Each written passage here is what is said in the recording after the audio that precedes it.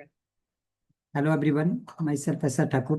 पिछली क्लास में हमने बाइनोमियल थ्योरम के एनसीईआरटी के क्वेश्चन 6 to 9 सॉल्व किए थे। आज हम क्वेश्चन नंबर 10 सॉल्व करेंगे। देखो, बाइनोमियल एक्सपेंशन का यूज करेंगे।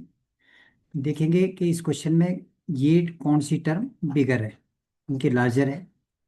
तो एक तो देखो 1000 ही दी हुई है, और नेक्स्ट इसको हम बाइनोमियल थ्योरम से एक्सपेंड कर सकते हैं। तो चलिए स्टार्ट करते हैं।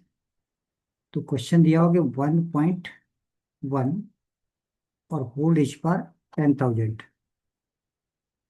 10,000 इसको देखो, हम ऐसे भी लिख सकते हैं 1 + 1/10 और whole as per 10,000। 1 + x any one है, इसको एक्सपेंड करेंगे। देखो, तो NC0 n आपका 10,000 है। 10,000 C0 प्लस नेक्स्ट टर्म देखो 10,000 C1 into x, that is 1/10, and plus next term 10,000 C2 into 1/10 whole square, and plus so on up to last term देखो कितनी आ जाएगी 10,000 सी 10,000 और 1/10, और रेश बार भी कितनी आ जाएगी आपके पास से 10,000। ये एक्सप्रेशन बन गई। इसको फर्दर सिंप्लीफाई करेंगे देखो, तो NC0 1 आ गया, प्लस NC1 1 ही हो जाएगा, इनके NC1 n ही रहेगा। तो 10,000 इंटू 1/10 प्लस नेक्स्ट वैल्यू देखो सॉल्व करेंगे तो कोई पॉजिटिव टर्म ही आएगी, plus positive term, plus positive term ये आएगी मेरे पास। अब इसको देखेंगे, देखो 1 प्लस ये वैल्यू कितनी बन गई 1000 और प्लस सम पॉजिटिव टर्म, ये पॉजिटिव टर्म ही आएगी हमारे पास। अब दैट इज इक्वल टू 1001 और प्लस सम पॉजिटिव टर्म,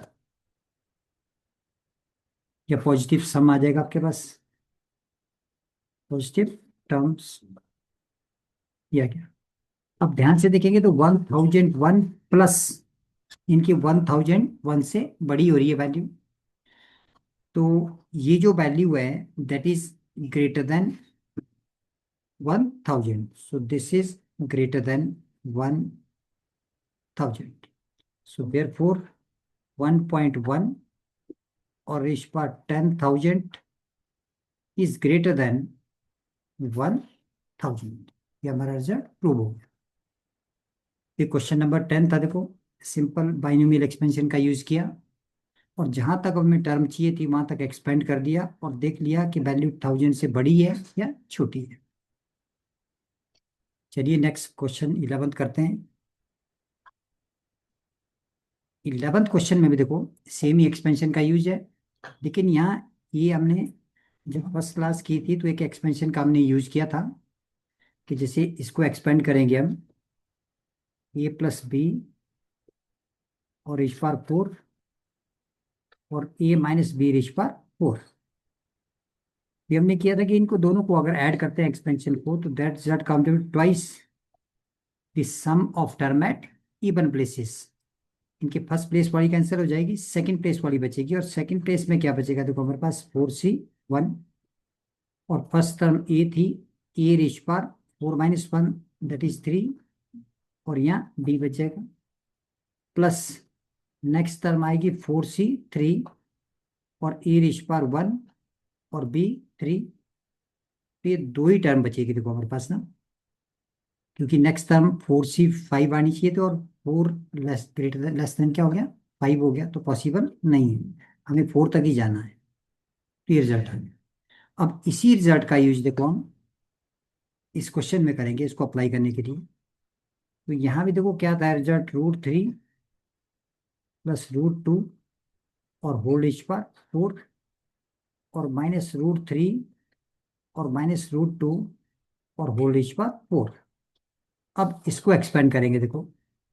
तो जब हम इसको एक्सपेंड करेंगे तो फिर ये यूज करेंगे, देखो, twice the sum of term at even places. Even places के ऊपर क्या आएगा, 4c1 आ जाएगा। और √3 रेश पार कितना आ जाएगा, देखो 3 आ जाएगा। और नेक्स्ट √2 आ जाएगा जब हम इसको एक्सपेंड करेंगे। इनकी नेक्स्ट वैल्यू जब हम करेंगे इसको सॉल्व, देखो, +4c3 और √3 रेश पार 1 और √2 रेश पार कितना आ जाएगा हमारा 3। ये हो गया, देखो। इतना ही सॉल्व करना, अब इसको एक्सपेंड करना हमने आगे। इसको जब सिंप्लीफाई करेंगे, देखो, तो ट्वाइस तो बाहर ही रहेगा। 4c1 की वैल्यू कितनी आ जाएगी, 4। ये वैल्यू हमारी 4 आ जाएगी। और इसको सॉल्व करेंगे √3 रेश पार 3।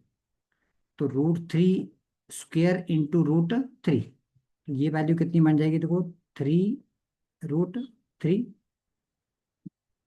और ये हमारे पास √2 भी है वैल्यू इसमें, प्लस 4c3 की जो वैल्यू है that comes out to equal to 4 और √3 हो गया, देखो। और इंटू इस रिजल्ट को हम √2 3 टाइम मल्टीप्लाई करेंगे, तो देखो ये बन जाएगा 2√2। ये रिजल्ट आ गया। इसको फर्दर सिंप्लीफाई करते हैं, देखो, ये 4 × 3 12।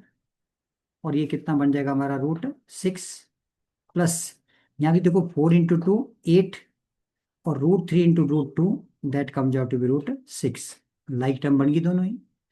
इसको सिंप्लीफाई करेंगे, देखो 12 + 8, तो 2 आ गया आपके पास। तो 12 + 8 कितना बन जाएगा, 20 की वैल्यू आ गई 20। और रूट कितनी आ गई 6। इसको फर्दर सॉल्व करते हैं, देखो। तो 20 × 2 that is 40 √6। This is final answer of this question. तो इस एक्सपेंशन का यूज किया डायरेक्टली और इसको सॉल्व कर लिया। तो क्वेश्चन नंबर 11 हो गया। चलिए क्वेश्चन नंबर 12 भी देख लेते हैं इसका। क्वेश्चन नंबर 12, देखो सेम टाइप का क्वेश्चन है, लेकिन यहाँ सम में सीरीज है। तो जब हम इसको एक्सपेंड करेंगे ना, देखो ये x+1 रेश पार 6 और प्लस x-1 रेश पार 6, अगर इसको एक्सपेंड करेंगे। अब देखो रिजल्ट यहाँ भी यही यूज करेंगे हम कि x प्लस, जिसे हमने किया था ना, कि x+y रेश पार n और प्लस x-y रेश पार n। इसको जब एक्सपेंड करते हैं तो twice the sum of term at क्या आएगा, ऑड प्लेसेस आ जाएगा। इनके NC 0 और x रेश पार n, y रेश पार 0, प्लस फिर NC 2 आएगा, x रेश पार n-2 आएगा, y square and plus so on up to n term. ये यूज करेंगे। तो यहाँ भी देखो x+y रेश पार n और x-y रेश पार n 6 है और y की वैल्यू 1 है और फर्स्ट टर्म क्या है, x है। जब इसको सिंप्लीफाई करेंगे तो को ट्वाइस आ जाएगा सम, और 6c 0, x रेश पार 6 और 1 रेश पार कितना आ जाएगा 0, प्लस नेक्स्ट टर्म देखो 6c2 आएगी और x की पावर कितनी आ जाएगी 4 और 1 की पावर कितनी आएगी 2, प्लस नेक्स्ट टर्म करेंगे तो 6c4 और देखो x रेश पार कितना आ जाएगा 2 और 1 रेश पार कितना आ जाएगा 4, प्लस नेक्स्ट 6c6, क्योंकि 6 से ज़्यादा नहीं जा सकते, n6 है इस केस में, तो x की पावर कितनी आ जाएगी 0 और 1 रेश पार कितना आ गया 6। अब इसको सिंप्लीफाई करना आगे। इसको देखो सिंप्लीफाई करते हैं हम आगे, सॉल्व करेंगे। अब इसको ट्वाइस आपका वैसे ही रहेगा। 6c0 NCR के फॉर्मूले से जब हम इसको सॉल्व करेंगे तो वैल्यू 1 आ जाएगी और यहाँ बचेगा x रेश पार 6, because 1 raise power 0 is also equal to 1। 6c2, देखो इसको सॉल्व करेंगे आगे, और 6c2 को जब हम सॉल्व करेंगे तो ये वैल्यू कितनी आ जाएगी 15, ये हमारी 15 हो जाएगी। और x रेश पार कितना हो गया 4, प्लस देखो 6c2 और 6c4 दोनों की वैल्यू क्या होती है, सेम होती है, तो ये वैल्यू कितनी आ गई 15 आ गई। और कितना आ गया एक्स स्क्वेयर, 6c6 1 आ जाएगा, x इज पा 0 भी 1 और 1 इज पा 6 भी 1, तो प्लस कितना हो गया 1। अब इसको सिंप्लीफाई कर लेंगे फर्दर। देखो इसको सिंप्लीफाई करते हैं, बस यही रहेगा। सिंप्लीफाई क्या करना है, इसमें सिंप्लीफाई हो चुका है। ये हमारी इसकी एक्सपेंशन आ गई। अब इसी का यूज करके हम इसको डायरेक्टली भी वैल्यू सब्स्टिट्यूट कर सकते हैं, या इसको भी हम इसी तरह से एक्सपेंड कर सकते हैं। तो चलिए इसको भी एक्सपेंड कर लेते हैं। तो जब हम इसको एक्सपेंड करेंगे, देखो इनके नेक्स्ट है आपका √2 और +1 रेज पर 6 प्लस √2 और -1 रेज पर 6। अब इसको ओपन करेंगे तो को ट्वाइस ही आएगी, 6c0 और √2 रेज पर 6 और इंटू 1 रेज पर 0 प्लस नेक्स्ट देखो 6c2 आएगी और √2 रेज पर कितना आ जाएगा 4 और 1 रेज पर 2 प्लस नेक्स्ट टर्म करेंगे 6c4 और देखो √2 रेज पर 6 - 4 दैट इज 2 और 1 रेज पर 4। नेक्स्ट टर्म देखो 6c6 और √2 रेज पर कितना आ जाएगा 0 और 1 रेज पर 6। अब इसको फर्दर सॉल्व कर लेते हैं। देखो तो ट्वाइस 6c0 वैल्यू हमारी 0 ही आ जाएगी, 1 ही आ जाएगी, और √2 रेज पर 6। देखो √2 की पावर 6 करेंगे तो यहाँ कितना बन जाएगा 2 रेज पर 3, इनकी कितना बन जाएगा 8।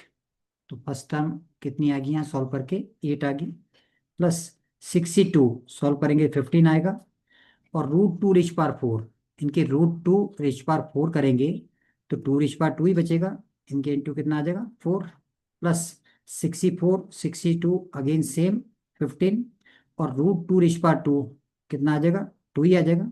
66 की वैल्यू देखो सॉल्व करेंगे 1 आ जाएगी, √2 रेज पावर 0 भी 1 और 1 रेज पावर 6 भी 1, तो प्लस कितना हो गया 1। अब इसको फर्दर सॉल्व करना है। देखो तो 2, इस सभी टर्म को हम ऐड कर देंगे 8, 15 into 4 that is 60 plus 15 into 2 30 and plus 1। तो ये सारे जट अगर हम ऐड कर दें, देखो इन सभी जट को ऐड कर देते हैं, तो ये आपकी जो वैल्यू है that comes out to be equal to, इसको सॉल्व करना है। अब हमने कितनी वैल्यू बन रही है 8 इंटू 8 प्लस 60 और प्लस 30 प्लस 1, तो ये टोटल बन जाएगी 99। और इसको सॉल्व कर लेते हैं तो final result comes out to be equal to 198। तो ये इस एक्सप्रेशन की वैल्यू आ गई। देखो क्वेश्चन नंबर 12 सॉल्व हो गया हमारा। तो इस तरह से बाइनोमियल थ्योरम का एक्सप्लेन करके हम एनसीईआरटी के क्वेश्चन सॉल्व कर रहे हैं। चलिए नेक्स्ट क्वेश्चन नंबर 13 पे आते हैं। 13 क्वेश्चन भी देखो एक्सपेंशन के ऊपर ही बेस्ड है, लेकिन इसमें बोला हुआ कि 9 रेज़ पर n+1 -8n -9 is divisible by 64 और n कोई पॉजिटिव इंटीजर है। तो ये एक्सप्रेशन प्रूव करनी है कि ये 64 से डिवाइड हो रही है। चलिए इसको सॉल्व करते हैं। इसको सॉल्व करने के लिए देखो यहाँ से स्टार्ट करते हैं, 9 रेज़ पर n+1। अब 64 में लाना है तो 8 में कन्वर्ट करना पड़ेगा। So that result can also be written as 1 + 8 और रेज़ पर n+1। अब इसमें बाइनोमियल थ्योरम अप्लाई कर देते हैं 1 + x रेज़ पर n के लिए। देखो फर्स्ट टर्म तो 1 ही आएगी, nc1 n+1 c1 into x, x कितना है 8 प्लस नेक्स्ट चलेंगे देखो n+1 c2 और 8 स्क्वायर। नेक्स्ट देखो n+1 c3 और 8 क्यूब। अब देखो 8 की पावर बढ़ती रहेगी इसमें आगे, n+1 लास्ट टर्म कर ले n+1 c n+1 और 8 रेज़ पावर कितना आ जाएगा n+1। अब इसको फर्दर सॉल्व करते हैं। देखो 1 + n+1 c1 n+1 ही आ जाएगा, 8 इंटू n+1 एंड प्लस, अगर इसके बाद ध्यान से चेक करोगे तो 8 स्क्वायर 8 क्यूब, इनके मिनिमम वैल्यू मल्टीपल क्या है 64। तो this whole expression is in multiple of 64, multiple of 64। इसको हम फर्दर सॉल्व कर दें तो 1 + 8n + 8 and next term is a multiple of 64, or this can be written as 8n + 9 and plus multiple of कितना आ गया 64। अब देखो ये वैल्यू आई हमारी 9 रेज पावर n+1 की।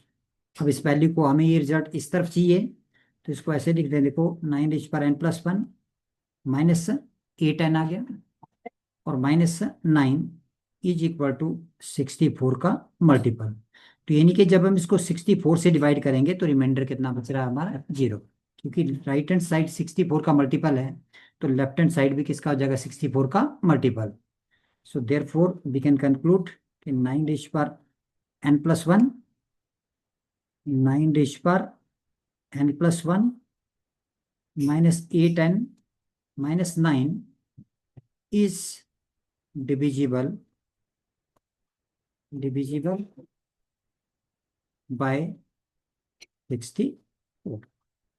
ये हमारा रिजल्ट प्रूव हो गया। ये हमारा क्वेश्चन सॉल्व हो गया, क्वेश्चन नंबर 13 एनसीईआरटी का क्वेश्चन।